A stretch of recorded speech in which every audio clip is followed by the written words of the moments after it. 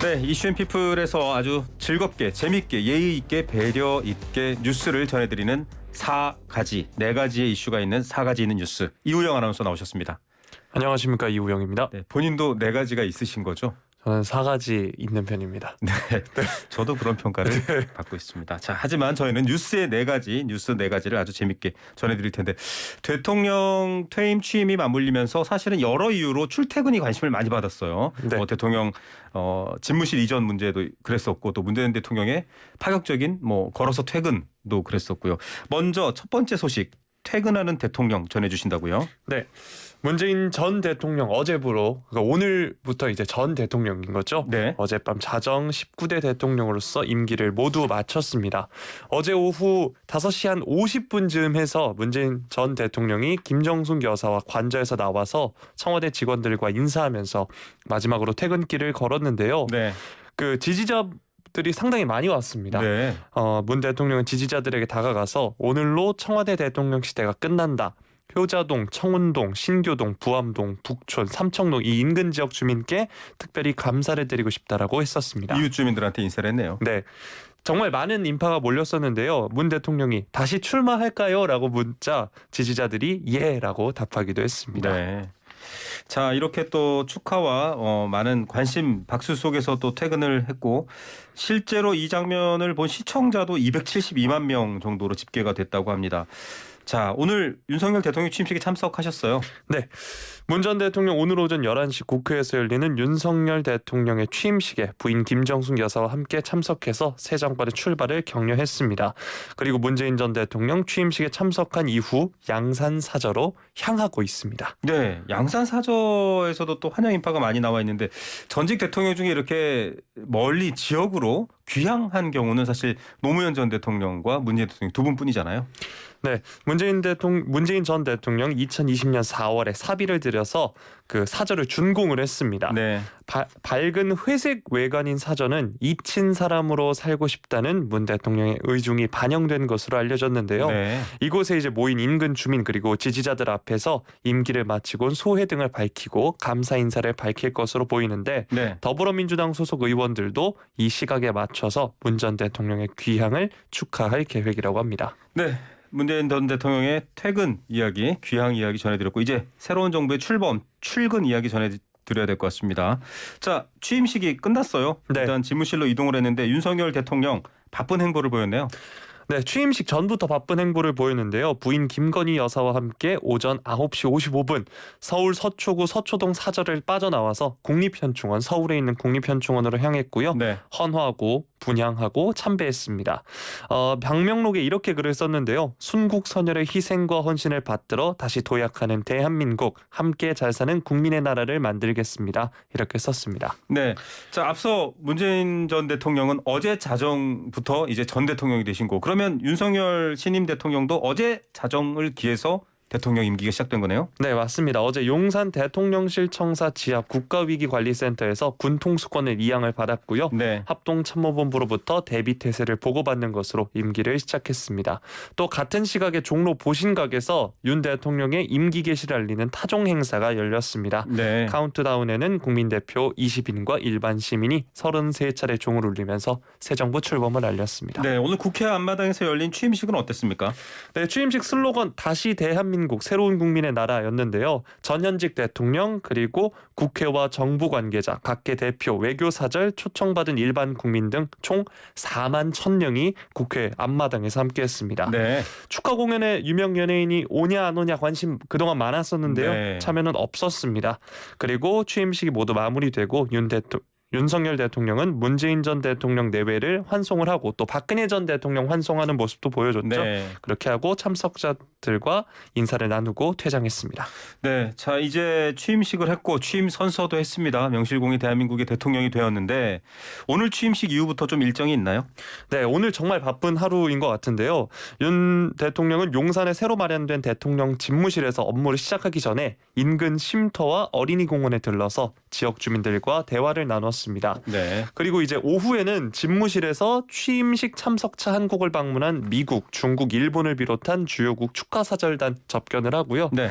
오후 4시에는 이제 경축 행사, 국회 본관 로비인 로텐더홀에서 열리는 경축 행사 참석하고 네. 그 다음이 이제 신라호텔 영빈관에서 열리는 외빈 초청 만찬 여기까지 합니다. 네. 여기가 종료되면 9시인데요. 근데 이런 공개 일정까지 모두 마치고 나서도 참모들로부터 국무위원 인선 그리고 코로나19 손실보상을 위한 추가 경정 예산안 제출 등 현안에 대해 보고받고 밤 늦게까지 수기할 것으로 보인다고 합니다.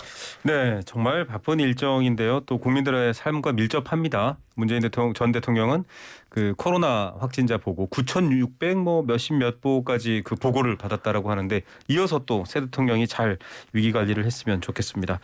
자, 주제를 좀 바꿔보겠습니다. 해외로 눈을 돌려보겠어요. 저희가 그동안 국제 이슈는 잘 안 했는데 네.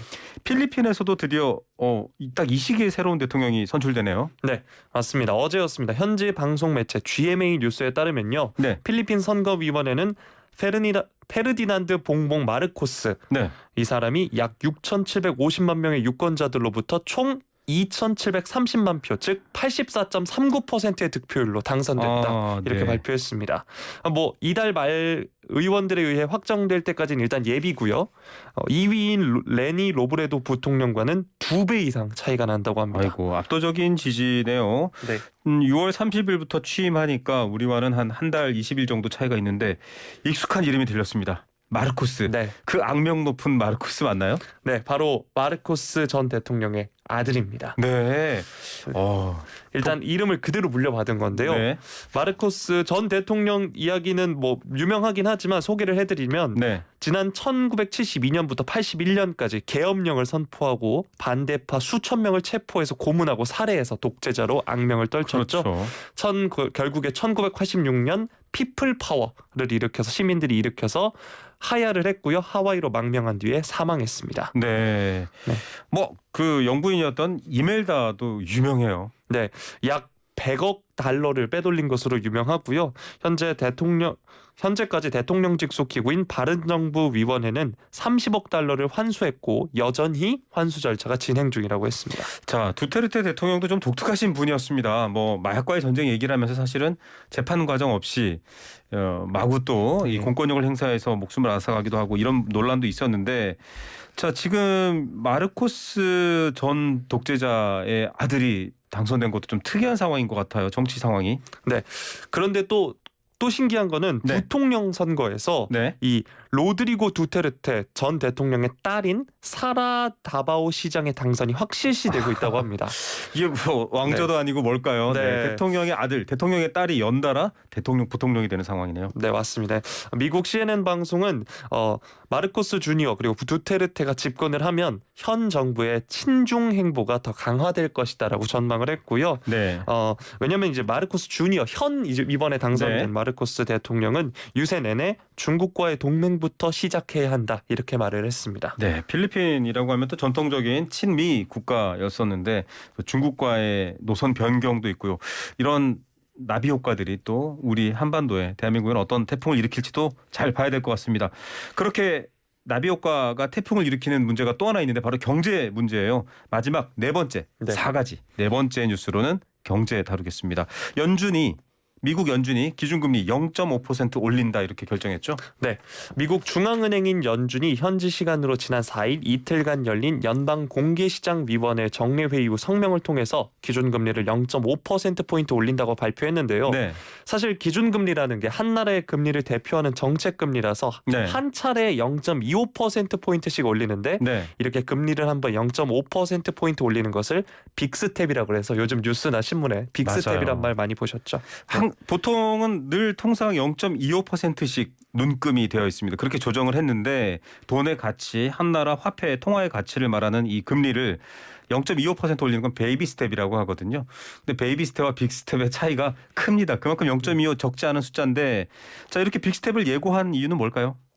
네, 제롬 파월 연준 의장이 이제 기자회견을 통해서 인플레이션이 너무 높다면서 또 낮고 안정적인 인플레이션을 위해 다음 두어 번 회의에서 추가 0.5% 인상을 검토해야 한다는 견해가 위원회에서 퍼졌다라고 얘기하면서 사실상 추가 빅스텝을 예고한 셈인데요. 네. 또 시장에선 연준이 빅스텝 이상의 0.75%포인트 자이언트 스텝을 밟을 가능성도 높은 것으로 보고 있는 상황입니다. 자, 미국이 이렇게 가파른 속도로 금리를 올리고 시중에 있는 돈을 조금 냉각시켜서 끌어모으려고 하고 있습니다. 유동을. 그렇게 하려고 하다 보면 한국과 미국의 금리 차가 많이 벌어질 수 있지 않나요? 역전될 수도 있을 것 같아요. 네, 맞습니다. 이번 연준의 빅스텝으로 미국 기준금리인 연방기금 금리가 0.75에서 1%로 인상이 되면서 현재 국내 기준금리가 1.5%인데 네. 간격이 0.5%포인트까지 좁혀진 겁니다. 네. 그래서 한국은행도 빅스텝을 따라서 밟아야 한다라는 목소리가 커지고 있는데요. 네. 전문가들이 한국은행도 올해 5번 남은 금융통합위원회에서 최소 한 차례 이상은 빅스텝을 밟아야 한다 목소리를 내고 있습니다. 사실 내외 금리차 이렇게 표현하면 어려운 표현이기도 한데 달러의 가치와 원화의 가치가 어느 정도의 지금의 균형을 유지하지 않으면 굳이 우리나라에 원화가 있는 우리나라에 돈을 넣지 않잖아요. 해외 자본이 빠져나가는 우려가 있는 거죠. 네, 맞습니다. 실제 내외 금리 차가 좁혀져 가면서 지금 외화 유출 조짐이 나타나고 있는데요. 지난 1월부터 이달 6일까지 외국인 투자자들이 코스피와 코스닥 시장에서 팔아치운 금액이 약 14조 3,400억 원에 달한다고 합니다. 네. 그리고 이제 미 연준의 긴축 강화로 달러 값이 올라가고 원화 값이 이제 하락하면서인 건데요. 지난 6일 달러당 원화 값이 이제 1,272원 70전으로 마감하면서 2년 2개월 만에 최저치를 기록하기도 했습니다. 네. 또 코스피도 2,644.51의 장을 마쳤고 코스닥도 884.22로 마감했다고 합니다. 자, 돈이 빠져나가고 또 증시가 하락하게 되면 참 걱정이 큰데 그렇다고 해서 이자를 올리기도 어려워요. 왜냐하면 저도 마찬가지입니다만 대부분 빚을 내서 집을 사고 네. 빚을 내서 투자를 하고 있습니다. 맞습니다. 한국은행에 따르면 이 기준금리가 0.25%포인트 상승하면 가계가 부담하는 연간 이자는 약 3조 2천억 원 늘어날 것이다. 이렇게 추정을 했는데요. 이 대출자 한 명당 더 내야 하는 이자가 연간 16만 1천 원 정도라고 합니다. 왜냐하면 그 방금 전에도 말씀해 주셨지만 요즘 영끌족, 빚투 네. 이런 신조어가 생겼잖아요. 빚내서 투자, 영혼까지 그렇죠. 뭐 끌어모아서 대출. 그만큼 빚내서 투자하는 분들이 많은데 이 대출 이자 상환 부담 등 폭풍이 점쳐지고 있습니다. 네, 이렇게 가계부채가 늘어나는 것뿐만 아니라 내외 금리 차로 인한 외환 위기에 대한 걱정도 해야 되는데 앞서 우리가 전임 대통령의 퇴근 또 신임 대통령의 출근 얘기를 했습니다만 이 정부가 안정적으로 상황을 잘 통제할 수 있기를 바라보겠습니다. 오늘 4가지 있는 뉴스 이우영 아나운서였습니다. 감사합니다. 감사합니다.